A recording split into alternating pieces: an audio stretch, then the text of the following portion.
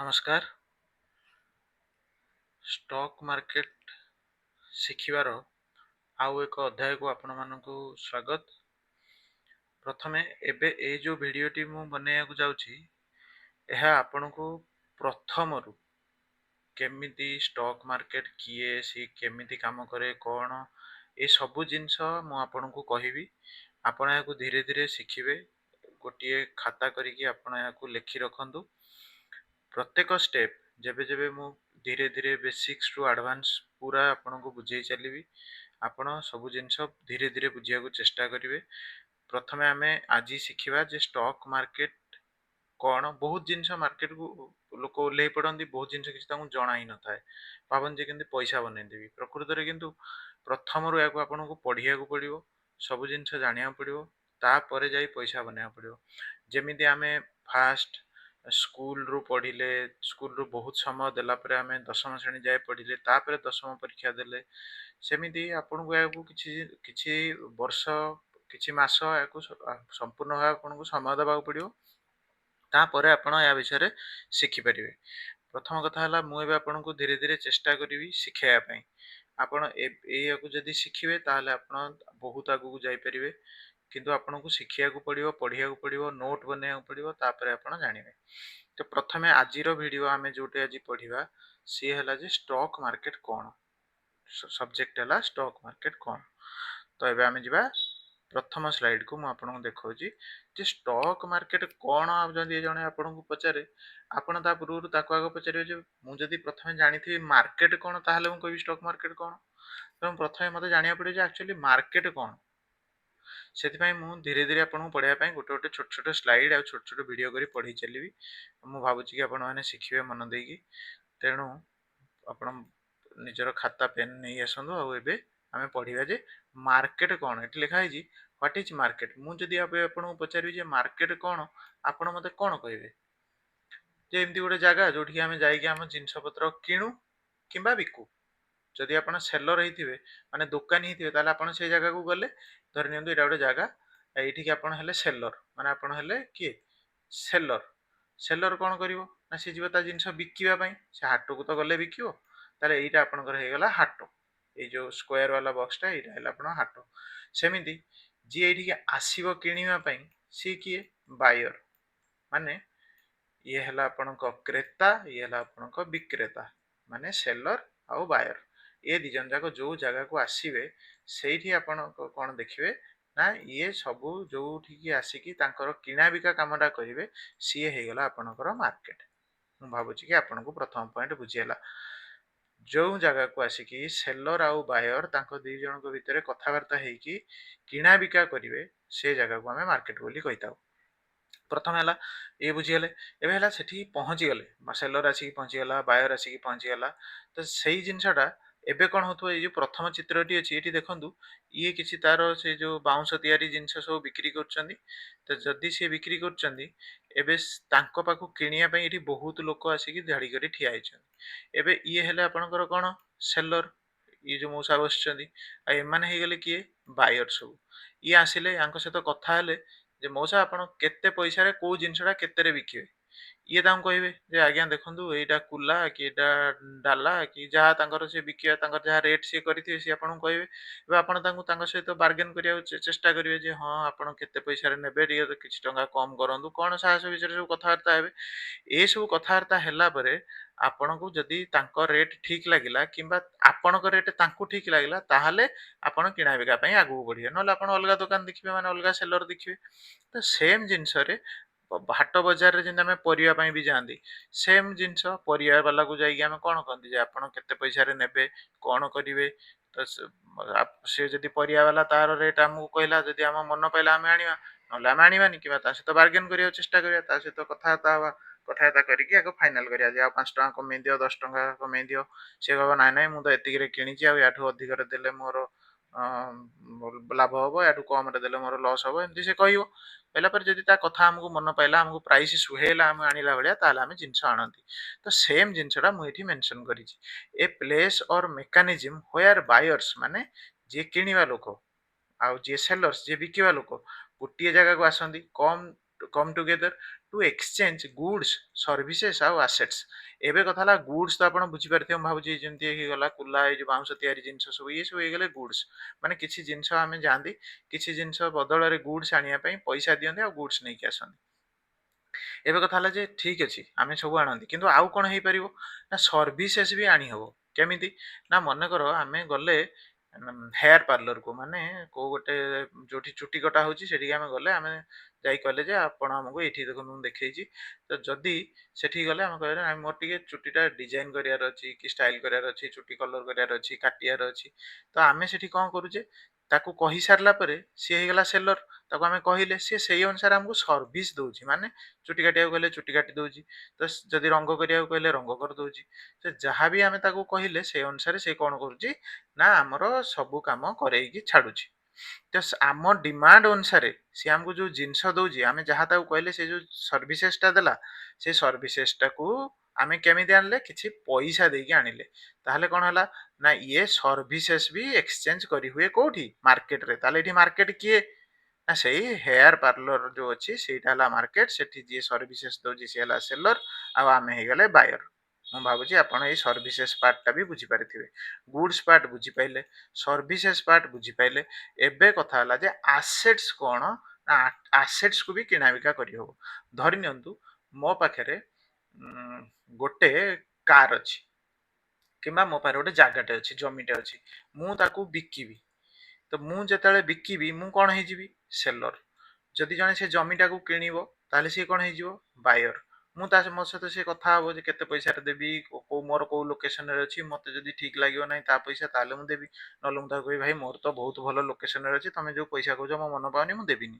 ଏମିତି ଯେତେବେଳେ କଥାବାର୍ତ୍ତା ହବ ସିଏ ସବୁ ହେଇଗଲେ ଆସେଟ୍ସ। ତ ମାର୍କେଟରେ କଣ ଏକ୍ସଚେଞ୍ଜ କରାହୁଏ ପଇସା ବଦଳରେ ଗୁଡ୍ସ କରାହୁଏ ସର୍ଭିସେସ୍ କରାହୁଏ ଆସେଟ୍ସ କରାହୁଏ। ତ ଆମେ ଯେବେ ଯିବା ଆମେ କଣ କରିବା ନା ଆମେ ଯୋଉ ଷ୍ଟକ ମାର୍କେଟ ଶିଖିବା ସେଠି ଆମେ ସବୁବେଳେ କଣ ଏକ୍ସଚେଞ୍ଜ କରିବା ଆସେଟ୍ସ। ଏଇ ଧାଡିଟି ମନେ ରଖନ୍ତୁ ବୁଝିଲା। ତାପରେ କଣ ହୁଏ ନା ଆଉ କଣ କଣ ହେଇପାରେ ମାର୍କେଟ କୋଉ ପ୍ରକାରର କାମ କରିପାରେ ନା ଏଠି ମୁଁ ଲେଖିଲି a market is a place where people buy and sell things. ଏଇଟା ବି ମୁଁ କହିଲି ଯେ ଏଇଟା ଗୋଟେ ଜାଗା ଯୋଉଠି ଲୋକମାନେ କିଣା ବିକା କରନ୍ତି। କିନ୍ତୁ ସେଟା ଜାଗାଟା କେମିତି ହେଇଥିବ ଫିଜିକାଲ ଜାଗା ବି ହେଇପାରେ ଆମ ହାଟ ଭଳିଆ ଗାଁ ହାଟ ହଉ ସହରରେ ବି ହାଟ ବସେ ବାରକୁ ବାର ଆଜି ସୋମବାର ରବିବାର ହାଟ ସୋମବାର ହାଟ ଏମିତି ସବୁ ବିଭିନ୍ନ ବିଭିନ୍ନ ଜାଗାରେ ବାର ନେଇକି ହାଟ ବସେ। ତ ସେମିତି ଏଠି ବି ସମାନ ଜିନିଷ ହୁଏ ଏଇ ମାର୍କେଟରେ। ତ ମାର୍କେଟରେ କଣ ହୁଏ ନା କିଣା ବିକା ହୁଏ ତ ସେଇଟା ଫିଜିକାଲ ମାର୍କେଟରେ ବି ହେଇପାରେ ମାନେ ଆମେ ନିଜେ ଯାଇକି ସେଠି କିଣି ବିକା କରିପାରିବା ମାନେ ବିକା କିଣା କରିପାରିବା। ଆଉ ସମାନ ଆମେ ଅନଲାଇନ ରେ ବି କରିପାରିବା ଯୋଉଟାକୁ ଆମେ କଣ କହନ୍ତି ନା ଆମେ ଫ୍ଲିପକାର୍ଟ ରୁ ଗୋଟେ ଜିନିଷ ଆଣିଲେ ତ ଫ୍ଲିପକାର୍ଟ ଟା ହେଇଗଲା ଗୋଟେ ମାର୍କେଟ ପ୍ଲେସ ସେଠି କିଏ ଗୋଟେ ସେଲର ଥିବ ସେ ଆମକୁ ଜିନିଷ ଦେଲା ଆମର ଯାହା ଦରକାର ଆମେ ତାକୁ ଦେଲେ। ସେମିତି ଆମାଜନ ରେ କରିପାରନ୍ତି OLX ରେ କରିପାରନ୍ତି। ତ ସମାନ ଜିନିଷ ସେଟା ଫିଜିକାଲି ବି ହେଇପାରେ ସେଟା ଅନଲାଇନ ବି ହେଇପାରେ। ମୁଁ ଭାବୁଛି ଏ ଧାଡି ବି ଆପଣଙ୍କୁ କ୍ଲିୟର। ଏବେ କଥା ହେଲା ଯେ ଇଏ ସବୁ ଚାଲେ କେମିତି ଇଏ ଚାଲେ କେମିତି ନା depends on supply and demand. ତା ମାନେ ସପ୍ଲାଇ କିଏ କରିବ ନା ସପ୍ଲାୟର ସପ୍ଲାଇ କରିବ। ଡିମାଣ୍ଡ କିଏ କରିବ ନା ଯିଏ ବାୟର ଥିବ। ମୁଁ ମୋ ଯାହା ଦରକାର ମୁଁ ମାଗିଲେ ସିନା ସିଏ ଦବ। ତେଣୁ ମୁଁ କଣ କଲି ମୁଁ ଡିମାଣ୍ଡ କଲି ମତେ ଏଇ ଜିନିଷଟା ଦିଆଯାଉ। ତ ସେଠି ସିଏ କଣ କଲା ହଁ ଠିକ ଅଛି ଭାଇ ମୋ ପାଖରେ ଏଇ ଜିନିଷଟା ଅଛି ତୁ ନେଇଯା। ଏଇ ସବୁ କଥାବାର୍ତ୍ତା ମାନେ ଏଇ ଯୋଉ ମେକାନିଜିମ ଟା ଚାଲିଲା ଏଇଟାକୁ କଣ କହନ୍ତି ନା ସପ୍ଲାଇ ଆଉ ଡିମାଣ୍ଡ। ଡିମାଣ୍ଡ ବଢିବ ଯଦି ସିଏ ତା ଅନୁସାରେ ସପ୍ଲାଇ ମତେ ଯୋଗେଇବ। ମୁଁ ଯଦି ଯାଇ ମାଗିବି ମତେ ଏଇ ଜିନିଷ ଦିଅ ସେ ରଖିଥିବ ସିଏ ଦବ ନହେଲେ ସେ କୋଉଠୁ ଆଣିକି ଦବ ଯାହା କରିବ କରିବ। କିନ୍ତୁ ଏଇ ଯୋଉ ସପ୍ଲାଇ ଆଉ ଡିମାଣ୍ଡକୁ ନେଇକି ମାର୍କେଟ ପ୍ଲେସ ରେ ଫିଜିକାଲ କିମ୍ବା ଅନଲାଇନ ରେ ଏସବୁ କାମ ହୁଏ। ମୁଁ ଭାବୁଛି ଆପଣଙ୍କୁ ଏଇ ଜିନିଷଟା ବି ବୁଝିଗଲା। ଏବେ ହେଲା ଏ ସବୁ ଜିନିଷ କରିବା ଫଳରେ ଲାଭ କଣ ହବ କାହାର ନା ଏଥିରେ ଲାଭ ହବ ଉଭୟଙ୍କର ମାନେ କିଏ ନା ବୋଥ ବାୟର ଆଉ ସେଲର ଦି ଜଣ ମାନେ ଲାଭବାନ ହେବେ। ତ ସେଠି କଣ ଲାଭବାନ କିଏ ହେବେ ନା ବାୟର କେମିତି ଲାଭ ହବ ଆଉ ସେଲର କେମିତି ଲାଭ ହବ। ଭାଇ ସେଲର ପାଖରେ ବହୁତ ଜିନିଷ ଅଛି ସେ ଜିନିଷ ଟାକୁ ଦେଇଦବ। ଦେଇଦେଲେ ତାର ତ କିଛି ନାହିଁ ନା ସେଇଟା ତାପରେ ଏକ୍ସଟ୍ରା ଜିନିଷ ଥିଲା ସେ ତାକୁ ଦେଇଦେଲା ତେଣୁ ତା ବଦଳରେ ସେ ପଇସା ପାଇଲା। ବାୟରକୁ ସେ ଜିନିଷଟା ଦରକାର ଥିଲା ତେଣୁ ସେ ପଇସା ଦେଇକି ସେଟା କିଣିଲା। ତେଣୁ ଏଠି କଣ ହେଲା ନା ଦି ଜଣ ବେନିଫିଟ ପାଇଲେ ଦି ଜଣ ଲାଭ ପାଇଲେ। ବୁଝିହେଲା ମୁଁ ଭାବୁଛି ଏ ଧାଡି ଟିକେ ବୁଝିହେଲା। ତାହେଲେ ଏଇ ଯୋଉ ତିନିଟି ଧାଡି 1 2 3 ଏ ତିନିଟି ପଏଣ୍ଟ ଆପଣଙ୍କର କ୍ଲିୟର ହେଲା। ଯଦି ତା ଭିତରେ କିଛି ଡାଉଟ ଥାଏ ଆପଣ ମତେ ପଚାରି ପାରିବେ ତଳେ ଫୋନ ନମ୍ବର ଶୋ କରୁଛି। ତାପରେ ହେଲା ଯେ ଏବେ କଥା ହେଲା ଯେ କଣ ସବୁବେଳେ ଏମିତି ରିଅଲ ମାର୍କେଟରେ ହବ ନା ଅନଲାଇନ ବି ହେଇପାରିବ। ମୁଁ ଯେମିତି କହିଲି ଯେ ଅନଲାଇନ ହେଇପାରିବ ହଁ ଇଏ ଅନଲାଇନ ବି ହେଇପାରିବ ନା ମାର୍କେଟ ସବୁବେଳେ फिजिकल प्लेस भी न हो पारे कोठी कोठी एमती बाय सेल करी हबो ना कोठी के सब करी हुए ना जोटी बाजार थाए जोटी ऑनलाइन थ्रू रे करी हुए ताकू मैं मेंशन कर जे डिजिटल प्लेटफॉर्म्स रे भी ताकू करी हबो नहले आपण फिजिकली जाईकी कौनसी गोटे हाट किंबा बाजार रे आपण आपणक जिनस को सेल करि परिबे सेठी किए गोटे बायर आसिकी आपणकठो बाय करि परिबो मु भाबुची ए चारोटी पॉइंट आपणको क्लियर हेछि एबे जदि क्लियर हेछि आमे एबे सेकंड जिनस को जिबा गोटे मिनिट हाँ तापरे एठी आमे हेबे आमे स्टॉक मार्केट को आसुचे बुझिया पई आपणको मु जेतले कहली स्टॉक मार्केट मु कहला आलू मार्केट आपणको कोन जणा पडुची ना जो मार्केट रे आलू बिक्री होतो तो सेମିତି ହେଲା ଷ୍ଟକ୍ ମାର୍କେଟରେ କଣ ବିକ୍ରି ହଉଥିବ ନା ଷ୍ଟକ୍ ବିକ୍ରି ହଉଥିବ କିମ୍ବା ଷ୍ଟକ୍ କିଣା ହଉଥିବ ବୁଝିହେଲା ତ ଷ୍ଟକ୍ ଟା କା ଅଣ୍ଡରରେ ଯାଉଛି ନା ଫାଇନାନ୍ସିଆଲ ପ୍ରଡକ୍ଟ ଗୋଟେ ସିଏ ସେ ଫାଇନାନ୍ସିଆଲ ପ୍ରଡକ୍ଟ କୁ ଜାଣିବା ପାଇଁ ଆମକୁ ବୁଝିବାକୁ ପଡିବ ଯେ କୋଉ ମାର୍କେଟରେ ଫାଇନାନ୍ସିଆଲ ପ୍ରଡକ୍ଟ ବିକ୍ରି ହଉଥିବ ତାହେଲେ ସେ ମାର୍କେଟକୁ ଆମେ କଣ କହିବା ନା ଫାଇନାନ୍ସିଆଲ ମାର୍କେଟ ବୋଲି କହିବା ତେଣୁ ଆମେ ଏବେ ଶିଖିବା ଯେ ମାର୍କେଟ ତ ଜାଣିଗଲେ କଣ ଏଠି ଆମେ ଶିଖିବା ଯେ ଭାଇ ଫାଇନାନ୍ସିଆଲ ମାର୍କେଟ କଣ ତ ଫାଇନାନ୍ସିଆଲ ମାର୍କେଟ କଣ ନା ଏଠି ଲେଖିଲି ମୁଁ financial market is a platform ବୁଝେଇଦେଲେ ନା ପ୍ଲାଟଫର୍ମ କଣ ଯେ ଯୋଉ ଜାଗାରେ ଆମେ ବାୟ କିଣା ବିକା କରୁ ଅରେ ସିଷ୍ଟମ ଯୋଉ ବଜାର କିମ୍ବା ଆପଣଙ୍କ ହାଟ ହେଇଗଲା ଯୋଉ ସିଷ୍ଟମ କୁ ଯାଇକି ଆମେ ସେ ପ୍ରୋଡକ୍ଟ ବାୟ ସେଲ କରୁ where various financial instruments such as stock bonds commodities currency and derivatives are brought or sold ବୁଝିହେଲା ଏବେ ଇଏ ହେଲା ମେନ୍ ଆପଣଙ୍କର କାମ ଯେ କୋଉଠି ବିକା ହୁଏ ଆଉ କୋଉଠି କିଣା ହୁଏ ମାନେ କୋଉଠି କିଣା ହୁଏ କୋଉଠି ବିକା ହୁଏ ସେଠି କଣ କିଣା ବିକା ହୁଏ ନା ଫାଇନାନ୍ସିଆଲ ଇନଷ୍ଟ୍ରୁମେଣ୍ଟ ଗୁଡାକୁ କିଣା ବିକା ହୁଏ ତ ଏଠି ହେଲା ଏଇଠି ମୁଁ ଅଣ୍ଡରଲାଇନ କରୁଛି ଯେ ଫାଇନାନ୍ସିଆଲ ଇନଷ୍ଟ୍ରୁମେଣ୍ଟ କୁ କିଣା ବିକା କରି ହୁଏ ତାହେଲେ ତାକୁ ଯାଇକି ଫାଇନାନ୍ସିଆଲ ମାର୍କେଟ ବୋଲି ଆମେ କହୁ ବୁଝିହେଲା ତ ସେଠି ଆମେ ଯେତେବେଳେ ଫାଇନାନ୍ସିଆଲ ମାର୍କେଟରେ ଫାଇନାନ୍ସିଆଲ ଇନଷ୍ଟ୍ରୁମେଣ୍ଟ କୁ କିଣା ବିକା କରୁ ବୋଲି କହୁ ତାହେଲେ ସେ ଫାଇନାନ୍ସିଆଲ ଇନଷ୍ଟ୍ରୁମେଣ୍ଟ ଗୁଡିକ କଣ ଗୋଟେ ହେଇଗଲା ଆପଣଙ୍କର ଷ୍ଟକ୍ ଗୋଟେ ହେଇଗଲା ବଣ୍ଡ ଗୋଟେ ହେଲା କମୋଡିଟିଜ ଆଉ ଗୋଟେ ହେଲା କରେନ୍ସି ଆଉ ଗୋଟେ ହେଲା ଡେରିଭେଟିଭ ତ ଏଇଭଳିଆ ସବୁ ବିଭିନ୍ନ ପ୍ରକାରର ଅଛି ଆମେ ସମସ୍ତଙ୍କୁ ଧୀରେ ଧୀରେ ପଢିବା ଯେ ଷ୍ଟକ୍ କଣ ବଣ୍ଡ କଣ କମୋଡିଟିଜ କଣ କରେନ୍ସି କଣ ଡେରିଭେଟିଭ କଣ ତ ଯଦି ମାନେ ଏବେ ଯଦି ମୁଁ ଖାଲି ଏମିତି ଉପରେ ଉପରେ କହିଦେବି ତାହେଲେ ଷ୍ଟକ୍ ଆପଣ ଜାଣିଛନ୍ତି ଯେ ଗୋଟେ କମ୍ପାନୀ ଯେତିକି ତାର ସେୟାର କୁ ପବ୍ଲିକ କୁ ଦେବା ପାଇଁ ଚେଷ୍ଟା କରେ ତାକୁ ସେମାନେ ଷ୍ଟକ୍ ବୋଲି କହିଥାନ୍ତି ତ ସେମିତି ବଣ୍ଡସ୍ କଣ ହୁଏ କୌଣସି କମ୍ପାନୀ ବଣ୍ଡସ୍ ଇସ୍ୟୁ କରନ୍ତି ତା ଏଗେନଷ୍ଟ ରେ ସେମାନେ ଆମଠୁ ପଇସା ନିଅନ୍ତି ଆଉ କିଛି ବର୍ଷ ପରେ ଇଣ୍ଟରେଷ୍ଟ ସହିତ ଦିଅନ୍ତି ସେମିତି କମୋଡିଟିଜ ସୁନା ରୂପା ଆପଣଙ୍କର ଯାହା ହେଲା ଆପଣ ବି ତାକୁ କିଣା ବିକା କରିପାରନ୍ତି କରେନ୍ସି ସେମିତି ହେଇଗଲା ଆମେ ଫରେନ୍ କରେନ୍ସି ସହିତ ଆମ କରେନ୍ସିକୁ ଏକ୍ସଚେଞ୍ଜ କରନ୍ତି ତ ସେମିତି ଡେରିଭେଟିଭସ ବି ଆପଣ କରନ୍ତି ତ ଡେରିଭେଟିଭସ ହେଲା ଆମେ ଯୋଉଟା କରୁ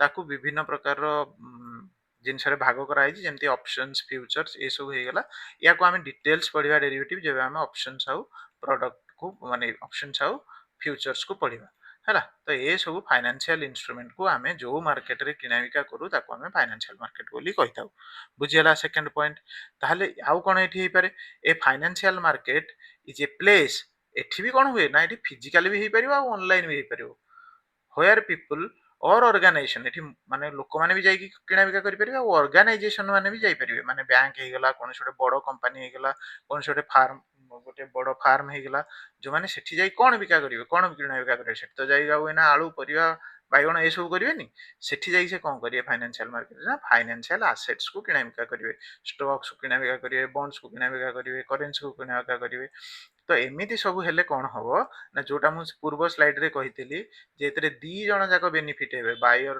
ଠୁ ପଇସା ସେଲର ନବ ସେଲର ଠୁ ପ୍ରଡକ୍ଟ ବାୟର ଆଣିବ ତ ସେମ ଏଠି ନା mainly transfer money or funds from one party to another ମାନେ ଯୋଉ ଦି ଜଣ ରହିଲେ ବାୟର ଆଉ ସେଲର ତାଙ୍କର ଜଣକ ପଇସା ଆଉ ଜଣଙ୍କ ପାଖକୁ ଯିବ ଆଉ ଜଣକ ପ୍ରଡକ୍ଟ ଟା ୟା ପାଖକୁ ଆସିବ ବୁଝିହେଲା ଫାଇନାନ୍ସିଆଲ ମାର୍କେଟରେ କଣ ହୁଏ ମୁଁ ଭାବୁଛି ସେକେଣ୍ଡ ପଏଣ୍ଟ ମଧ୍ୟ କ୍ଲିୟର ଏବେ ଆମେ ଯିବା ଥାର୍ଡ ପଏଣ୍ଟ କୁ କେତେ ପ୍ରକାରର ଏମିତି ଫାଇନାନ୍ସିଆଲ ମାର୍କେଟ ଅଛି ବୋଲି ଜଣେ ଯଦି ଆପଣଙ୍କୁ ପଚାରେ ଆପଣ କଣ କହିବେ ନା ଏମିତି ବହୁତ ପ୍ରକାରର ମାର୍କେଟ ଅଛି ତ ସେଥିରୁ କଣ କଣ ହେଇପାରେ stock market foreign exchange market ଯୋଉଟାକୁ ଆମେ ଫୋରେକ୍ସ ମାର୍କେଟ ବୋଲି କହୁ ଡେରିଭେଟିଭ ମାର୍କେଟରେ ଡେରିଭେଟିଭ କୁ ଟ୍ରାଞ୍ଜାକ୍ସନ କରା ହୁଏ କ୍ରିପ୍ଟୋ କରେନ୍ସି ମାର୍କେଟରେ ଆମେ କ୍ରିପ୍ଟୋ କରେନ୍ସି ଗୁଡିକୁ ଆମେ କିଣାବିକା କରିପାରୁ ତେଣୁ ଏଠି ବିଭିନ୍ନ ପ୍ରକାରର ମାର୍କେଟ ବି ଆଭେଲେବୁଲ ଅଛି ଯେମିତି ହେଇଗଲା ଆପଣଙ୍କର ଏଠି ମୁଁ କହିଲି ଏ ସବୁ ହେଲେ ବିଭିନ୍ନ ପ୍ରକାରର ମାର୍କେଟ ମୁଁ ଭାବୁଛି ଏବେ ଆପଣଙ୍କୁ ଆଉ ଏଇ ଯୋଉ ପର୍ଟିକୁଲାର ଷ୍ଟକ୍ ମାର୍କେଟ ହେଇଗଲା କିମ୍ବା ଆପଣ ଏଠି କେମିତି କିଣା ବିକା କରୁଛନ୍ତି ତ ତା ବିଷୟରେ ମୁଁ ଭାବୁଛି କି ଆପଣ ଗୋଟେ ମାନେ ବେସିକ୍ ଆଇଡିଆ ଆସିଲା ଯେ ଆକ୍ଚୁଆଲି ମାର୍କେଟ କ'ଣ, ଫାଇନାନ୍ସିଆଲ ମାର୍କେଟ କ'ଣ। ତାପରେ ଆମେ ଧୀରେ ଧୀରେ ଯିବା ଯେ ଏଠି କେମିତି ଟ୍ରାଞ୍ଜାକ୍ସନ ହୁଏ, କ'ଣ ହୁଏ, ଏ ସବୁ ଜିନିଷ ଆମେ ଧୀରେ ଧୀରେ ଶିଖିବା। ତେଣୁ ଆପଣ ଗୋଟିଏ ଖାତା କରିକି ଯୋଉଥିରେ ଆପଣ ଆଜିର କାମ ହେଲା ଗୋଟେ ହୋମୱାର୍କ କରିବେ, ଯୋଉଥିରେ ଲେଖିବେ ଯେ ମାର୍କେଟ କ'ଣ, ମାର୍କେଟରେ କାମ କେମିତି ହୁଏ, ତାପରେ ଫାଇନାନ୍ସିଆଲ ମାର୍କେଟ କ'ଣ, ଫାଇନାନ୍ସିଆଲ ମାର୍କେଟରେ କ'ଣ କିଣା ବିକା ହୁଏ, କେତେ ପ୍ରକାରର ଫାଇନାନ୍ସିଆଲ ମାର୍କେଟ ଜେନେରାଲି ଅଛି, ଏତିକି ସବୁ ଲେଖିକି ଆପଣ ଗୋଟେ ଖାତାରେ ଲେଖନ୍ତୁ। ଲେଖିକି ବଢିଆ କି ନୋଟ୍ସ ବନାନ୍ତୁ। ନୋଟ୍ସ ବନେଇଲା ପରେ ତାକୁ ଫଟୋ ଉଠେଇକି ମୋର ଏଠି ତଳେ ହ୍ୱାଟ୍ସଆପ୍ ନମ୍ବର ଦିଆହେଇଛି, ମୋତେ ପଠାନ୍ତୁ। ପଠେଇଲେ କ'ଣ ହବ, ଆପଣଙ୍କୁ ଗୋଟେ ମୁଁ ରିଭ୍ୟୁ କରିଦେବି, ହଁ ଠିକ୍ ଅଛି। ଏତିକିରେ କ'ଣ ହବ ନା ଆପଣଙ୍କର ଗୋଟେ ଛୋଟ ଅଭ୍ୟାସରେ ପରିଣତ ହେଇଯିବ। ଆପଣ ସବୁଦିନ ଯାହା କାମ କଲେ ମୋତେ ପଠାଉଥିବେ, ମୁଁ ତାକୁ ରିଭ୍ୟୁ କରୁଥିବି, ଆପଣଙ୍କୁ ରିପ୍ଲାଏ ଦେଇଦେଉଥିବି। ତ ଆପଣ କ'ଣ ହବ ନା ଆପଣଙ୍କୁ ଗୋଟେ ମନିଟରିଂ ସିଷ୍ଟମ ଭଳିଆ ଆପଣଙ୍କୁ ଲାଗିବ ଯେ ହଁ ମୁଁ କାମ କଲି, ଜଣେ ଅଛି କିଏ ଚେକ୍ କରୁଛି, ଆଉ ସବୁ ଠିକ୍ ଠାକ୍ ଚାଲିବ। ଠିକ୍ ଅଛି, ଆଜି ପାଇଁ ଆପଣଙ୍କର ଏତିକି କାମ। ଏଇ ଦୁଇଟି ଜିନିଷକୁ ଭଲରେ ପଢ଼ନ୍ତୁ, ଶିଖନ୍ତୁ। ଆଉ କୌଣସି ଡାଉଟ୍ ହେଲେ ଆପଣ ମୋତେ ପଚାରି ପାରିବେ। ଏଇଭଳିଆ ଛୋଟ ଛୋଟ ଭିଡ଼ିଓ ମୁଁ ବନେଇ ଚାଲିବି, ଆପଣ ଶିଖି ଚାଲିବେ। ଯୋଉଠି ଯାହା ଡାଉଟ୍ ହେଲା ମୁଁ ଅଛି। କିନ୍ତୁ ତା ପୂର୍ବରୁ ଗୋଟେ ବଡ଼ କଥା, ଆପଣଙ୍କୁ ସବୁ ଜିନିଷ ଶିଖିବା ପୂର୍ବରୁ ଆପଣଙ୍କୁ ଏ ଚ୍ୟାନେଲଟିକୁ ପ୍ରଥମେ ସବସ୍କ୍ରାଇବ କରିନିଅନ୍ତୁ, ଭିଡ଼ିଓକୁ ଲାଇକ୍ କରନ୍ତୁ। କିଛି ଡାଉଟ୍ ଥିଲେ ଏଠି କମେଣ୍ଟସରେ ପଚାରନ୍ତୁ, ମୋତେ ହ୍ୱାଟ୍ସଆପରେ ପଚାରନ୍ତୁ। ମୁଁ ନିଶ୍ଚିନ୍ତ ଭାବେ ଆପଣଙ୍କର ଡାଉଟ୍ କିମ୍ବା ଆପଣଙ୍କ ପ୍ରଶ୍ନର ଉତ୍ତର ଦେବି। କିଛି ଆଡଭାନ୍ସ କନସେପ୍ଟ ଯଦି ଆପଣ ବି ଜାଣିବାକୁ ଚାହୁଁଛନ୍ତି ଆଗୁଆ, ତାହେଲେ ଦରକାର ପଡ଼ିଲେ ମୁଁ ଆପଣଙ୍କୁ କୌଣସି ଏକ ଗୁଗୁଲ ମିଟ୍ ହଉ କି କେତେରେ 1-to-1 ଡିସ୍କସନ୍ ବି କରିଦେବା। ମୁଁ ଆସିବି ଆପଣଙ୍କ ସହିତ ଅନଲାଇନ୍। ଆପଣଙ୍କର କିଛି ପ୍ରୋବ୍ଲେମ୍ ଥିଲେ ବି ଆପଣ କହିପାରିବେ। କିନ୍ତୁ ବର୍ତ୍ତମାନ ପାଇଁ ଆପଣ ଏଇ ଦୁଇଟି ଜିନିଷ ଯେତିକି ଟପିକ୍ ଆଜି ଆମେ ପଢ଼ିଲେ ତାର ନୋଟ୍ସ ବନାନ୍ତୁ। ରହିଲି, ଆଜି ପାଇଁ ଏତିକି। ଧନ୍ୟବାଦ।